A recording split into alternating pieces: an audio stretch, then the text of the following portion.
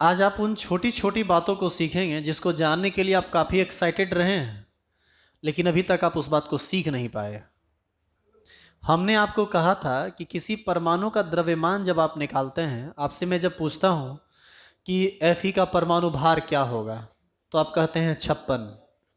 तो आपको हम बोले थे ना कि 56 बोलने के बाद आप चूंकि द्रव्यमान हम आपसे पूछ रहे हैं, तो आप मात्रक भी बताइए। तो कोई उस दिन ग्राम बोल रहा था, कोई किलोग्राम बोल रहा था, तो हम बोले थे कि नहीं 56 AMU होता है। आज उसी AMU को हम लोग सीखेंगे। आज हम जानेंगे एटॉमिक मास यूनिट, परमाणु द्रव्यमान इकाई, इसके बारे में आज हम लोग सीखेंगे।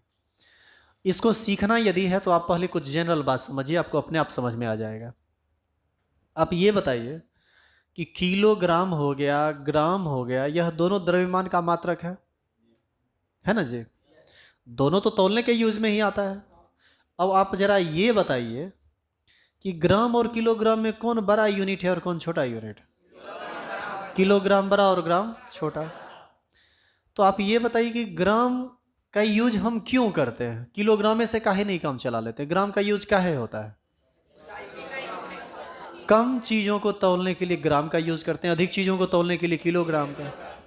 अब मार्केट में जाइए चीनी खरीदने के लिए तो आप कहिएगा 500 ग्राम चीनी दीजिए या 2 kg चीनी दीजिए, लेकिन यही चीज 2 क्विंटल चीनी दीजिए, 2 मन चीनी दीजिए, ऐसा भी तो बोल सकते हैं। तो ये जो मात्रक हम बोलते हैं ना द्रव्यमान का, यह मात्रक या किसी भी चीज का मात्रक जो हम बोलते हैं सामने वाले को, यह डिपेंड करता है हमारे जरूरत पर। हम उस मात्रक को अपने जरूरत के हिसाब से बोलते हैं। अमाउंट यदि कम हो तो ग्राम में बोलते हैं, ज़्यादा हो तो किलोग्राम में बोलते हैं, और बहुत ज़्यादा हो तो क्विंटल में, उससे भी ज़्यादा हो तो टन में, मीट्रिक टन में, इस तरह से बोला जाता है। मतलब एक ही क्वांटिटी का मात्रक अलग अलग हो सकता है, क्विंटल, टन, मीट्रिक टन, मन, किलोग्राम, ग्राम, मिलीग्राम, ये सब हो सकता है, लेकिन सबका मैग्नीट्यूड अलग अलग होता है। जैसे ग्राम छोटा मात्रक है, ग्राम से भी छोटा होता है मिलीग्राम, mg, उससे भी छोटा होता है। किलोग्राम उससे भी बड़ा है, मिलीग्राम से बड़ा ग्राम, ग्राम से बड़ा किलोग्राम, किलोग्राम से बड़ा क्विंटल, ये सब तरह से, टन, मीट्रिक टन, ये सब। तो एगो तो कोई मात्रक होगा ना द्रव्यमान का जो सबसे छोटा होगा। तो द्रव्यमान का सबसे छोटा मात्रक क्या होता है? AMU। द्रव्यमान का सबसे छोटा मात्रक होता है AMU। और आज हम इसी AMU के बारे में पढ़ने वाले। पूरा का पूरा क्लास ही आज चलेगा AMU पर, और ये एक इम्पॉर्टेंट बात होगी आपके लिए। समझ गए बात आप? चलिए हेडिंग डालिए।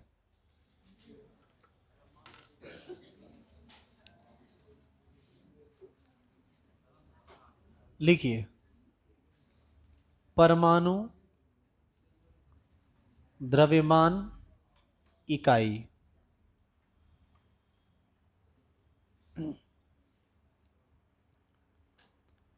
Atomic mass unit. शॉर्टकट में इसी को बोला जाता है AMU,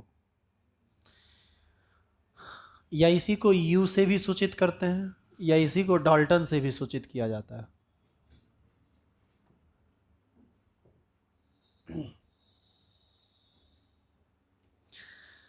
बाबू, यह द्रव्यमान का सबसे छोटा मात्रक है।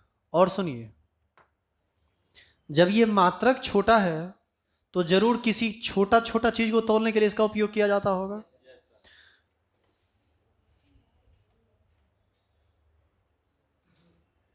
समझ गए आप यहां तक?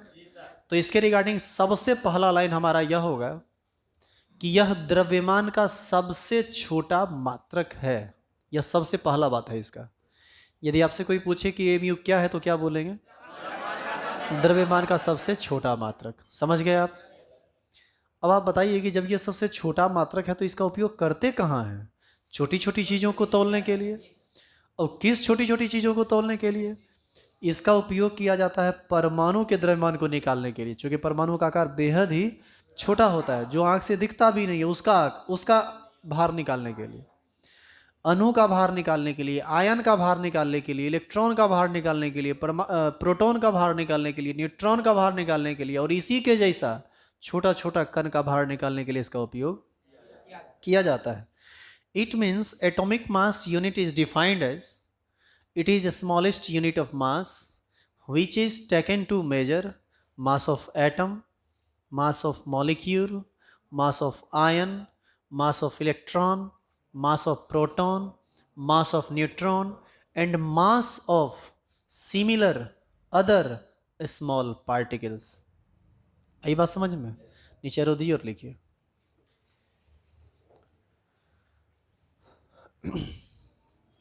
लिखेंगे यह द्रव्यमान का सबसे छोटा मात्रक है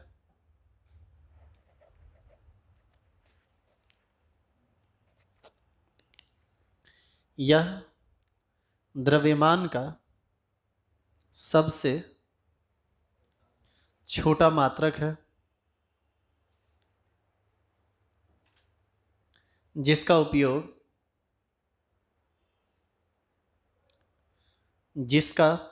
उपयोग परमाणु कॉमा कौकार मोआकार कॉमा अणु, वैसे ही लिख लिया रे, परमाणु कॉमा अणु comma ion comma electron comma proton comma neutron, परमाणु कॉमा अणु comma ion comma electron comma proton comma neutron तथा, देखो इलेक्ट्रॉन प्रोटॉन और न्यूट्रॉन लिखना हो ना तो पूरा लिखना और मत, e minus electron p plus proton और एन जीरो न्यूट्रॉन। आई बात समझ में? इलेक्ट्रॉन प्रोटॉन न्यूट्रॉन तथा इसी के जैसे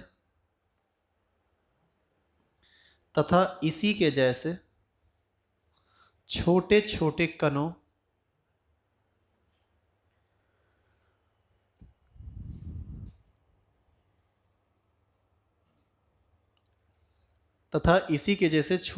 कणों के द्रव्यमान को निकालने के लिए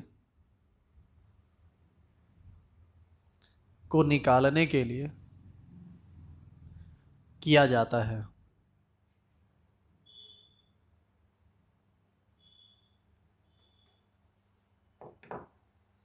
सब लोग समझ गए बात को? एक बार पढ़िए उस लाइन को तो अपने से मने मन, सुनाना नहीं है, खुद सुनना है।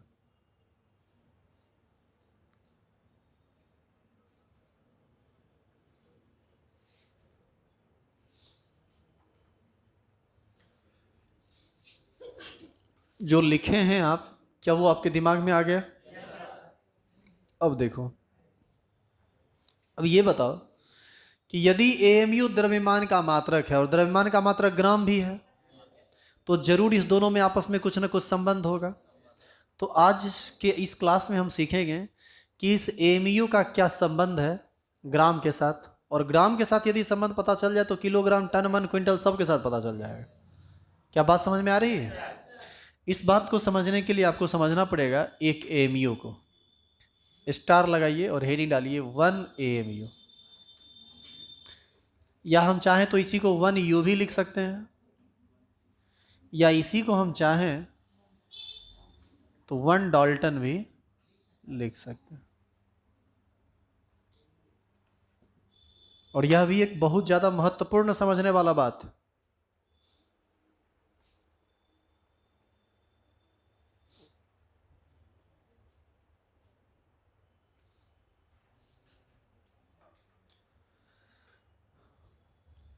लिख लिए क्या? हो गया जी यहां तक? सुनो,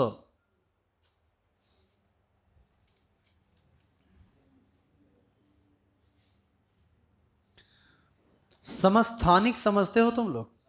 समस्थानिक, आइसोटोप, हम आपको समझाते हैं। नेचर में कुछ परमाणु ऐसा पाया जाता है जिसका परमाणु संख्या समान होता है, परंतु परमाणु भार जो होता है ना, अलग अलग होता है। जैसे कार्बन 12 वाला भी पाया जाता है और कार्बन 14 वाला पाया जाता है, लेकिन दोनों का परमाणु संख्या 6 ही होता है।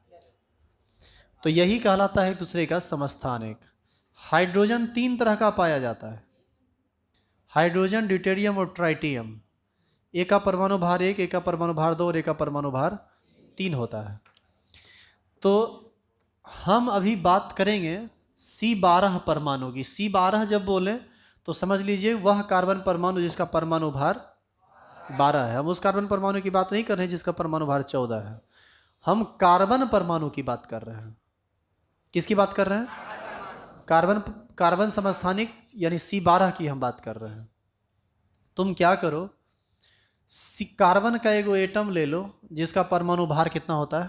12, और इसको 12 भाग में बांट दो। कितना भाग अभी तक हुआ है? अब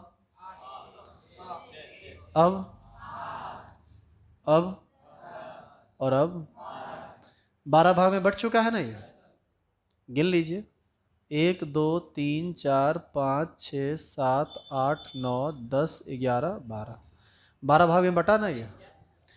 इस 12 भाग में से एक भाग को आप निकाल लीजिए। अच्छा ये बताओ, इस पूरा परमाणु का कुछ ना कुछ भार होगा कि नहीं होगा? इस एक भाग को आप निकालिए यहां से और इसको तौलिए, ये जितना आएगा वही कहलाता है 1 AMU। समझे 1 AMU किसको कहते हैं? इसका मतलब 1 AMU किसको कहेंगे? कार्बन C12 समस्थानिक का एक परमाणु का 12वां भाग क्या कितना कहलाता है? एक परमाणु। The 1/12th mass of one atom of C12 isotope is called 1 AMU। आपके दिमाग में अब आएगा कि सर आप जो ये कार्बन लिए, कार्बन काहे लिए? हाइड्रोजन भी तो ले सकते थे। जब आप परमाणुओं को तोड़ रहे हैं तो कार्बन को क्यों, ऑक्सीजन को क्यों नहीं, हाइड्रोजन को क्यों नहीं, C14 को क्यों नहीं, C12 क्यों, या कोई अन्य तत्व आयरन को क्यों नहीं लिए? C12 ही क्यों? इसका प्रॉपर रीजन सुनिए। जैसे हाइड्रोजन है, इसका परमाणु भार एग्जैक्ट 1 नहीं होता है, ये होता है 1.008 ये होता है। लेकिन हम लोग ना अप्रॉक्स वैल्यू लेते हैं होल नंबर में 1। ऑक्सीजन लोगे तो इसका एग्जैक्ट 16 नहीं होता है, ये होता है 15.98 समथिंग कुछ होता है। तो उतना हमको भी नहीं याद है कि पॉइंट के बाद वो सब नंबर क्या है, क्योंकि ये सब इतना याद रखने का चीज़ नहीं है। होल नंबर में हम लोग याद रखते हैं, सब लोग, आप भी और हम भी। तो सब परमाणु में ना कुछ डिसिमल के बाद का बात, और सबको हम नियरेस्ट होल नंबर में लेके चलते हैं। नियरेस्ट होल नंबर में लेके इसलिए चलते हैं, जैसे तुमको परमाणु भार जोड़ना होता है कितना आसानी से 16 12 28 कर लेते हो, और दशमलव में रहेगा कितना दिक्कत होगा। जरा सोचो तो केमिस्ट्री का कैलकुलेशन ऐसे ही बहुत हार्ड होता है। यदि हम उतना ज़्यादा डिसिमल को कंसीडर करने लगे तो ये कैलकुलेशन और ना हार्ड हो जाएगा। तो साइंटिस्ट लोगों ने क्या कहा क्या कि आप एक काम कीजिए, इतना एग्जैक्ट काम करने की आवश्यकता नहीं है, उसको आप होल नंबर में ले लीजिए, नियरेस्ट होल नंबर में ले लीजिए। इसीलिए हम हाइड्रोजन का 1, लिथियम का 3, हीलियम का 4, लिथियम का 7, बेरिलियम का 9, बोरॉन का 11 रटते चले जाते हैं। लेकिन होल नंबर में कोई नहीं होता है, सब होता है डिसिमल में।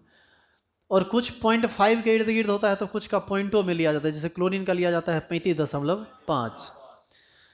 तो हम लोग नियरेस्ट नंबर लेते हैं। तो ऐसा है ना कि IUPAC ने क्या किया, उस परमाणु को ढूंढना स्टार्ट किया जिस परमाणु का भार एग्जैक्ट होल नंबर के आसपास हो या होल नंबर हो। तो सबसे आसपास वाला जो परमाणु है वह है C12। इसीलिए किसको चुना गया? C12 को। तो स्टैंडर्ड एटम AMU को डिफाइन करने के लिए किसको मानेंगे हम लोग? C12 को। अब ये समझ में आया कि C12 ही क्यों, कोई दूसरा क्यों नहीं। पहले लिया जाता था हाइड्रोजन को, उसके बाद ऑक्सीजन को लिया जाने लगा। लेकिन जब इसके बारे में पता चला C12 के बारे में डिटेल में, तो C12 को ही अब लिया जाता है। और अभी जो AMU का डिफिनीशन चलता है वह C12 के आधार पर चलता है। क्या इस बात को आप समझे या अभी भी परेशानी है?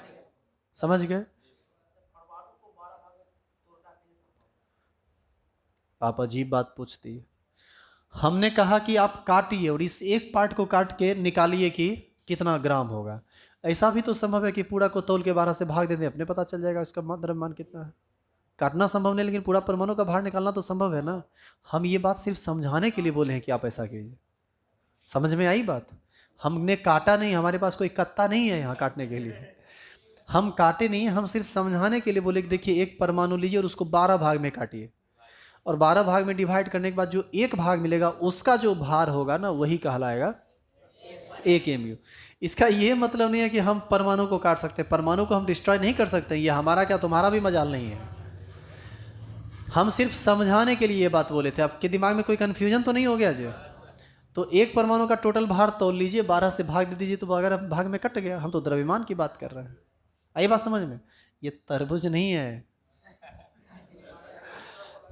चलिए अब तो क्लियर है ना? चलिए कोई बात नहीं, कन्फ्यूजन हो तो एकदम आराम से शौक से पूछा कीजिए।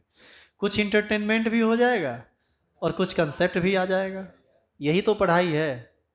पूरा का पूरा हम सीरियस रहें, तू सीरियस रहो, लगेगा कि हो क्या रहा है। अरे ये एक दिन का काम नहीं ना। जैसे तुम आज आया 40 मिनट और तुमको हम खूब रेगुलर वे में पढ़ा दिए, बड़ा बढ़िया से, खूब बढ़िया लगा, और उसके बाद अगला दिन से फिर नहीं होना है, ऐसा कुछ नहीं है। तुम डॉक्टर के पास जाते होगे, तुम एक चीज़ महसूस करता होगा, डॉक्टर के पास गया, डॉक्टर 5 मिनट देखा, कुछ तुमसे बात नहीं किया, तुमको लगता होगा कि बड़ा सीरियस आदमी है, अब बहुत बड़का आदमी है, कुछ ऐसा महसूस करता होगा। अरे वह भी एक जनरल आदमी है, तुम उससे बात करके तो देखो, कुछ नहीं है, वो हमारी आपकी तरह का आदमी है। वहाँ पर आप उसको जज इसलिए नहीं कर पाते हैं, आप जितेंद्र सर को जज कर लेते हैं लेकिन उस डॉक्टर को जज नहीं करते हैं। रीज़न क्या है? आप यहाँ 40 मिनट रोज बिताते हैं, आप हमसे बात करते हैं, कम्युनिकेशन चलता रहता है, तो एक दूसरे को जानते रहते हैं हम लोग, और वहाँ पर न उसके पास फुर्सत है, न वो उतना टाइम आपको देंगे। बस इसीलिए वो गैप आपको नज़र आता है डॉक्टर में। और हमारे साथ आप बिल्कुल फ्रैंक रहिए, तो हमारे साथ तो आपको फ्रैंक रहना ही पड़ेगा। ऐसा थोड़ी है कि हम 2 मिनट में पूछेंगे रे कौन कौन जगह में केमिस्ट्री ने घुसा है बताओ, तो घुसा देते हैं, लो दवाई दिए केमिस्ट्री घुस गया। ऐसा होगा क्या? इस चीज़ को बताने के लिए हमको पूरा का पूरा टाइम आपको देना पड़ेगा। हम टाइम देने का ही तो आपसे रुपया लेते हैं, दवाई खिलाने का रुपया लेते हैं क्या? तो बस यही है। तो आप हमको समझिए, हम आपको समझेंगे। तो इसमें जब तक इंटरटेनमेंट नहीं होगा पढ़ाई के साथ साथ, तब तक पढ़ाई कतई संभव नहीं है। हम आपको एक खरूस नजर आएंगे यदि 40-45 मिनट लगातार लेक्चर देते रह गए तो। और कोई हल्ला गुल्ला किया, 2-4 लपड़ जाके हल्ला करेगा रे। तो ये ऐसे नहीं चलती है पढ़ाई। पढ़ाई का अपना एक सीक्वेंस होता है, एक तरीका होता है, एक स्किल होता है। इसीलिए तुम देखता होगा बढ़िया बढ़िया नॉलेज वाले लोग भी पढ़ा नहीं पाते हैं। क्योंकि होता क्या है, कुछ टीचर हैं बेगूसराय में जिनको हम जानते हैं पर्सनली, एक अच्छे टीचर हैं, केमिस्ट्री के अच्छे टीचर हैं। मैं अपने सब्जेक्ट की बात कर रहा हूँ, दूसरे सब्जेक्ट के बारे में तो हम ज़्यादा नहीं बोल सकते, लेकिन हम केमिस्ट्री की बात करें, 2-4 टीचर ऐसे हैं जिनको अच्छा नॉलेज है, लेकिन उनके पास मुश्किल से 3-4 बच्चा रहता है हर बैच में, बस 3-4 रहता है। क्योंकि उनका दो दिक्कत है उनके साथ। एक दिक्कत है कि चीज़ों को वो एक्सप्रेस सही तरीके से नहीं कर पाते हैं। दूसरा दिक्कत है कि विद्यार्थी लोगों के साथ वो बात नहीं करते हैं, ढंग से बात नहीं करे तो बच्चा बोर होते रहेगा, लगेगा कहाँ पहुँच गए, क्या हो रहा है, ये क्या चल रहा है। इसीलिए पढ़ाई के साथ साथ इंटरटेनमेंट जरूरी है, वो भी साइंस पढ़ाई के साथ बहुत ही ज़्यादा जरूरी है। मेरा बस चले तो हमें वो थिएटर लगा के वहाँ गाना बजा के पढ़ाते रहें, ये तो सब डिस्टर्ब होता रहेगा, ये दिक्कत है। देखिए अब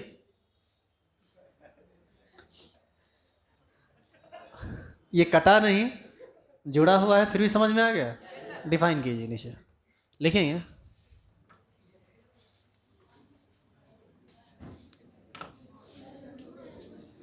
लिखेंगे C12 पर, 1 मिनट रुक जाओ, C12 समस्थानिक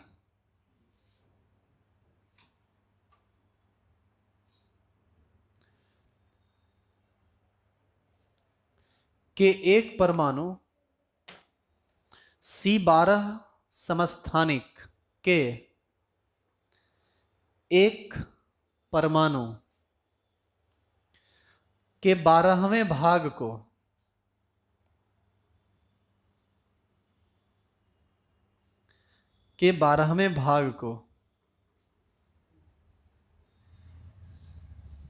एक mu कहते हैं। एक mu कहते हैं।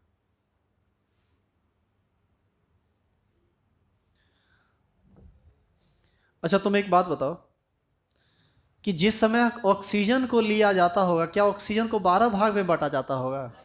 ऑक्सीजन को 16 भाग में बांटा जाता होगा। हाइड्रोजन को केवल एक भाग में बांटा जाता होगा। जिसका जो नियरेस्ट नंबर है उसी से उसको डिवाइड करेंगे, तब ना बराबर भाग में वो बटेगा। तो एक एमयू समझ में आ गया कि एक एमयू क्या है? देखिए अब इसका मतलब यह हुआ कि हम एक एमयू के बदले ये लिख सकते हैं। देखो इधर, एक एमयू बराबर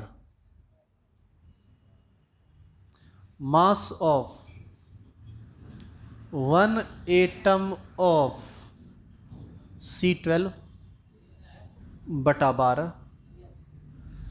C12 के एक परमाणु का द्रव्यमान बटे 12, ऐसा लिख सकते हैं कि नहीं? लिखिए आप भी। हिंदी में यदि लिखना चाहते हो तो लिख देना C12 के एक परमाणु का द्रव्यमान बटे 12। 12 को भी हिंदी में लिख दें 12। हिंदी और में नहीं लिखना, मथा फोड़ देंगे इसको।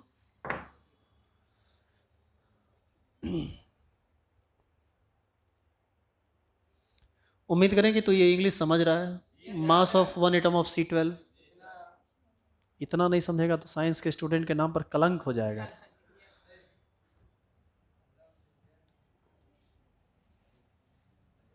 बोलिए, यहां तक क्लियर है? यहां तक लिख लिया? सुनो, तुम एगो नया बात जानो, ये शब्द काफी तुम्हारे कान में जाएगा अब आगे। मोलर द्रव्यमान।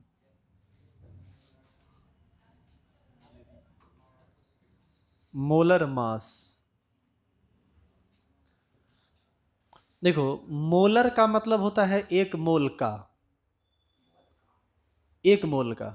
और मोलर द्रव्यमान का मतलब एक मोल का द्रव्यमान। किसी भी रासायनिक पदार्थ के एक मोल के द्रव्यमान को ही क्या कहा जाता है? मोलर द्रव्यमान। लिख लीजिए तो नीचे रो देखिए। किसी भी रासायनिक पदार्थ के, किसी भी रासायनिक पदार्थ के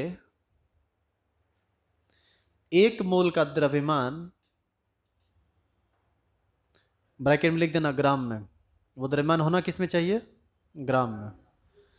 किसी भी रासायनिक पदार्थ के एक मोल के द्रव्यमान, द्रव्यमान के ब्रैकेट में लिख दीजिए ग्राम में,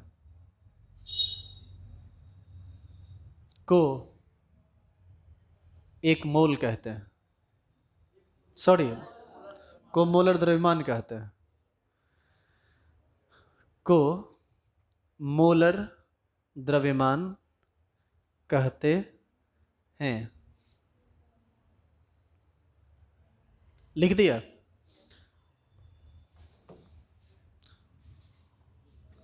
क्या किसी को कोई दिक्कत है इसमें?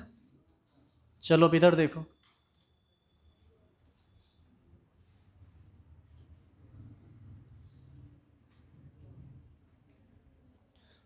चलो ध्यान दो बाबू इधर। अब हल्ला मत करना, बात को समझना, नहीं तो दिक्कत होगा तुमको बहुत। हम लोग यदि थोड़ा इंग्लिश में लिखें क्या यहां, हम लोग लिखें कि मोलर मास ऑफ C12 ये बराबर होगा 12 ग्राम। कहां से? तुम जानते हो ना, किसी भी पदार्थ के एक मोल का द्रव्यमान उतना ही ग्राम होता है जितना उसका फॉर्मूला वेट होता है। C12 है तो 12 ग्राम। क्या कोई दिक्कत है इसमें?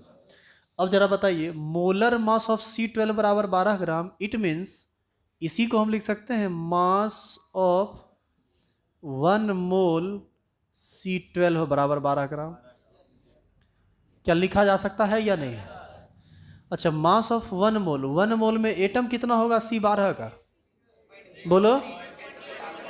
6.023 टू 10 टू द पावर 23। तो हम इसी को लिख सकते हैं mass of 6.023 into 10 to the power 23 C12 atom बराबर 12 ग्राम। बोलिए। तो चूंकि इतना एटम का मास 12 ग्राम होगा, इसीलिए मास ऑफ 1 C12 एटम या 1 atom of C12 is equal to 12 बटे क्या ग्राम। बोलिए होगा कि नहीं। मास ऑफ इसको ना ऐसे करके लिख देते हैं। मास ऑफ 1, अभी उतारना मत, सिर्फ देखते जाओ। मास ऑफ 1 एटम ऑफ C12 बराबर इतना हो जाएगा। यहां तक तो किसी को दिक्कत नहीं है। अच्छा, बराबर के दोनों तरफ यदि बराबर चीज़ों से भाग दे दें, गुना कर दें, घटा दें, जोड़ दें, तो इक्वलिटी पर तो कोई प्रभाव नहीं पड़ता है। मैथमेटिक्स तो तुमको अधिकार देता है ये करने का। तो तुम क्या करो, दोनों तरफ 12 से भाग दे दो। दोनों तरफ 12 से भाग देने पर तो ये लिखाएगा mass of 1 atom of C12 बटा 12, और इधर लिखाएगा 12 बटा 6.023 इंटू 10⁻23। अब बटा 12, तो बटा 12 करें या 12 बटा 1 करें, बतवा तो बड़े है। तो ये बटा 12 करोगे तो 12 से 12 कट जाएगा, और इधर बचेगा 1/6.023 इंटू 10⁻23, क्योंकि 12 बटा 1 करोगे तो ये नहीं हो जाएगा 1 बटा 12, कट जाएगा। अब जरा बताइए कि एक एटम C12 का मास को जब 12 भाग में बांटेंगे तो इसी को ना एक AMU कहेंगे। अभी जस्ट लिखा हुआ था बोर्ड पर, तुम यही ना लिखे हो वहाँ पर डेफिनेशन के पश्चात। तो यहाँ से इसी टर्म को हम कितना बोलेंगे, 1 AMU। तो हमने कहा 1 AMU बराबर, अच्छा ये इतना ग्राम में होगा ना।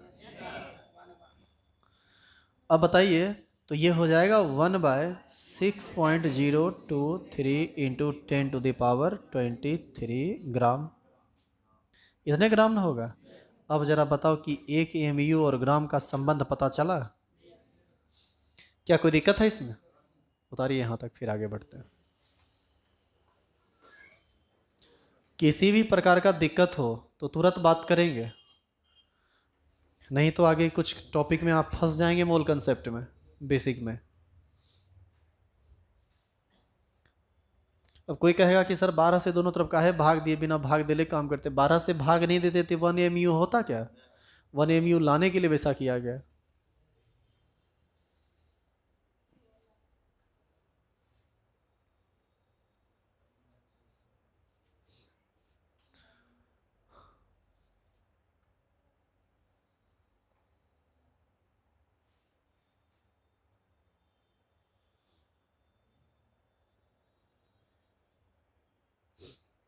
मजा आ रहा है पढ़ने में? और आएगा क्या मजा? हाँ,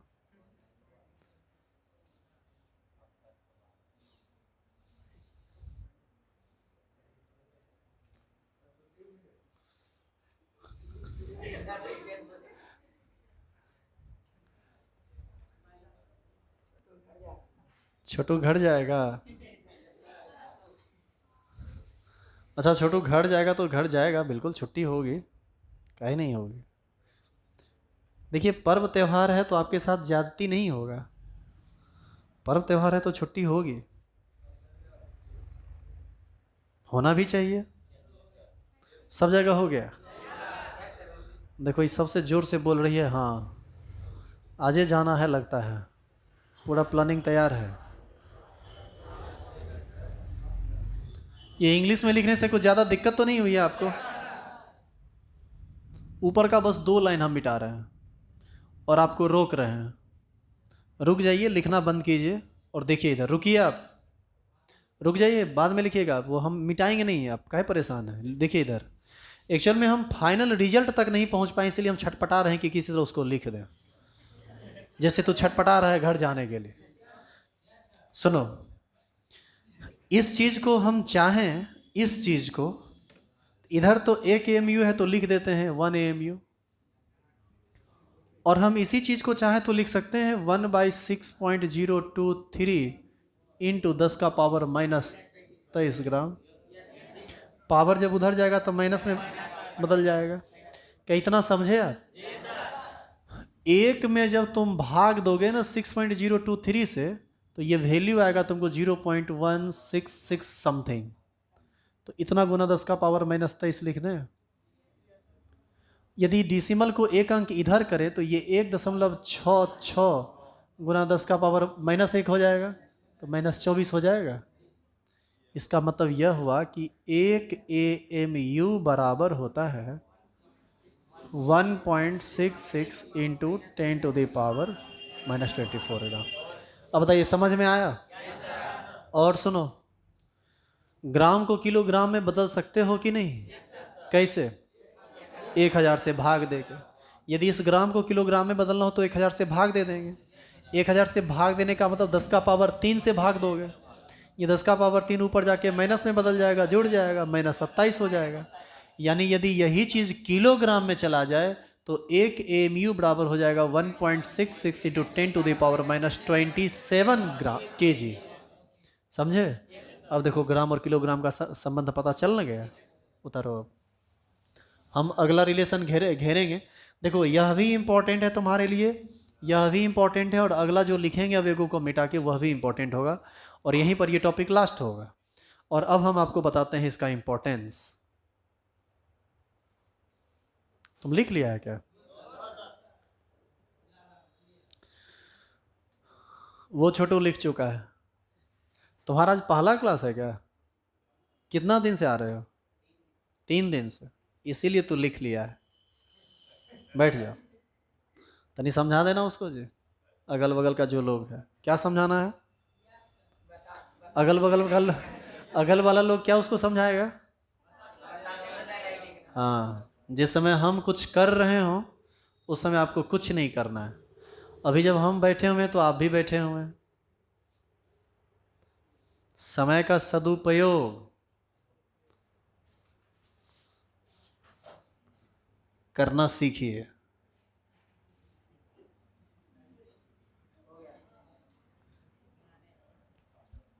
ये लाइन मिटा दूं?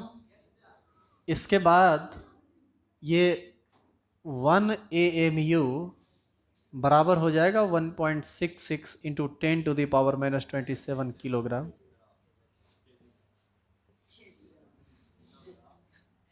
समझ गए सब लोग? अब जाके ये यहाँ पर लास्ट हुआ। अब इसका इंपॉर्टेंस सुनिए।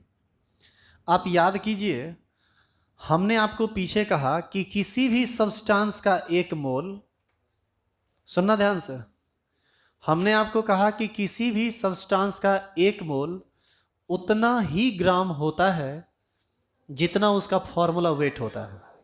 जैसे 1 मोल सोडियम बराबर 23 ग्राम, 1 मोल H2O बराबर 18 ग्राम, 1 मोल NH4+ बराबर 18 ग्राम, 1 मोल SO4- बराबर 96 ग्राम। ये सब काम तो पीछे मोल कंसेप्ट में तुम जम के किए हो, और उम्मीद करते हैं कि तुमको इसमें कोई परेशानी भी नहीं होगा। तो आज ये भी सवाल हम क्लियर कर लेते हैं कि आखिर किसी भी चीज़ का 1 मोल उतना ही ग्राम क्यों होता है जितना उसका फॉर्मूला वेट होता है। देखिए, हम आपसे जब पूछे थे कि सोडियम के 1 परमाणु का भार कितना होता है,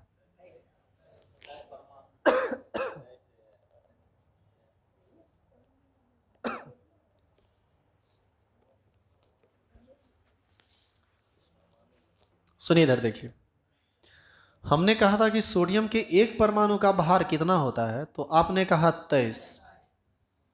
या सोडियम परमाणु का भार कितना होता है, तो आपने कहा परमाणु भार 23। तो हमने कहा कि 23, चूंकि द्रव्यमान तुम बोलते हो, हमने कहा कि सोडियम का परमाणु भार क्या होगा। तुम भार को बोल रहे हो तो द्रव्यमान के साथ ना बोलोगे, तो तुम लोग बोलता था सिर्फ 23। तो हमने पूछा कि 23 ग्राम, किलोग्राम, क्विंटल, क्या? तो कुछ लोग बोले थे कि ये ग्राम में है, तो हमने कहा नहीं, ये ग्राम में नहीं, ये AMU में रहता है। AMU बोल देते हो तो भी ठीक, और नहीं भी बोलते हो तो वो AMU ही समझा जाता है। इसका मतलब सोडियम का भार, 1 परमाणु का भार 23 AMU हुआ। यानी जो तुम रट्टे हो परमाणु भार, वह AMU में रट्टे हो, वह ग्राम में रट्टे नहीं हो। आज थोड़ा उसी को समझते हैं कि उसका 1 मोल उतने ग्राम कैसे हो जाता है। अब थोड़ा इधर देखिएगा और बताइएगा, लिखना कुछ नहीं है, सिर्फ सब बोलना है आपको। 1 मोल सोडियम, पहले आप ये बताइए 1 एटम सोडियम बराबर कितना? 23 AMU। हाँ या ना? बस देखो, ये लिखना भी नहीं है, बस समझना है तुमको। और यह जब आयरन के लिए होगा तो 56, H2O के लिए होगा तो 18, आयन के लिए होगा तो सबको जोड़ जोड़ के उतने न लिखेंगे। बस यहाँ पर जब एक की बात हो तो AMU में लिखना है। हम 1 मोल की बात नहीं कर रहे हैं अभी, हम एक सिंगल पार्टिकल की बात कर रहे हैं। एक सबसे जो छोटा कण होता है उसकी हम बात कर रहे हैं। क्या समझ रहे हैं आप? तो बताइए, यदि 1 एटम का इतना भार होगा, इसीलिए 6.023 इंटू 10⁻23 एटम का भार क्या होगा? इतना एटम सोडियम बराबर 23 गुना 6.023 इंटू 10⁻23, क्या AMU या ग्राम? AMU। अब पकड़ा बात को। तो तुमको इतना एटम का भार AMU में पता चल गया। अच्छा ये बताओ, इतना एटम को ही ना हम 1 मोल कहते हैं। इसीलिए हम कहते हैं कि 1 मोल सोडियम बराबर 23 गुना 6.023 इंटू 10⁻23, क्या AMU। AMU में आया। और तुम अभी तुरंत पढ़ा है कि 1 AMU बराबर इतना ग्राम होता है। तो 1 AMU बराबर इतना ग्राम होता है, तुम AMU को ग्राम में नहीं बदल सकते हो। ये जो AMU है, इतना AMU, ये जो AMU है, ये 1 मोल सोडियम का है ना। यदि हम चाहें तो इस AMU को ग्राम में बदल सकते हैं। कैसे? 1 AMU बराबर इतना ग्राम होता है, तो 2 AMU बराबर इतना गुना 2, 10 AMU बराबर इतना गुना 10, तो इतना AMU बराबर इतना गुना इतना। तो यदि हम बराबर में लिख दें 23 गुना 6.023 इंटू 10⁻23 और गुना 1/6.023 इंटू 10⁻23, तो अब इसको AMU में तो नहीं लिखेंगे, अब ये ग्राम हो गया। इससे और ये कट जाएगा, तो अब बचेगा क्या?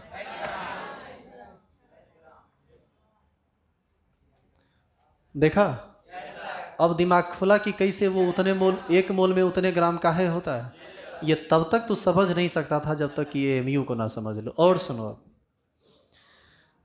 ये तो हम 1 मोल सोडियम की बात की है। यदि हम इसी में हम यदि H2O लेते, H2O, तो यहाँ लिखते 1 मॉलिक्यूल H2O, तो जोड़ के 18 AMU, फिर हो जाता इतना मॉलिक्यूल H2O, तो 18 गुना इतना, फिर हो जाता, सर बोला कोई, बोलो। तो इसी में यदि 1 मोल H2O हो जाता, तो हो जाता 18 गुना इतना AMU, और फिर 18 गुना इतना को इतना से गुना करते तो ग्राम में बदल जाता, फिर वो 18 ग्राम आ जाए। तुमको नहीं लगता है कि चाहे अणु का केस हो, परमाणु का केस हो, या आयन का केस हो, मतलब तत्व हो, यौगिक हो या रेडिकल हो, सब में वही बात होगा। इसीलिए हम तुमको शुरू में बोले थे ना, रट्टा मार लो, आगे तुमको हम समझा देंगे। उम्मीद करें कि अब ये बात पकड़ लियो। अब सोचो कि कैलकुलेशन करने के लिए बार बार हमको ये करना पड़ता कि हम कहते कि 1 एटम का भार इतना AMU है, तो इतना का भार इतना AMU होगा, फिर उसको ग्राम में बदलते। क्या ये टाइम लगेगा कि नहीं, वक्त लगेगा कि नहीं?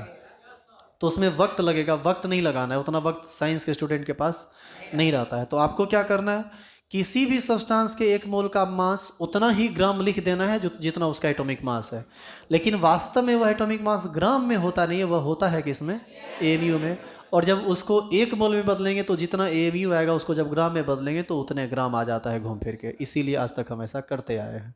उम्मीद करते हैं आपको अच्छे तरीके से ये बात समझ में आ गया होगा। आप एक एग्जाम्पल ये उतार लीजिए ताकि आप कभी भी इसको रिवाइज करें तो आपको दिक्कत ना हो।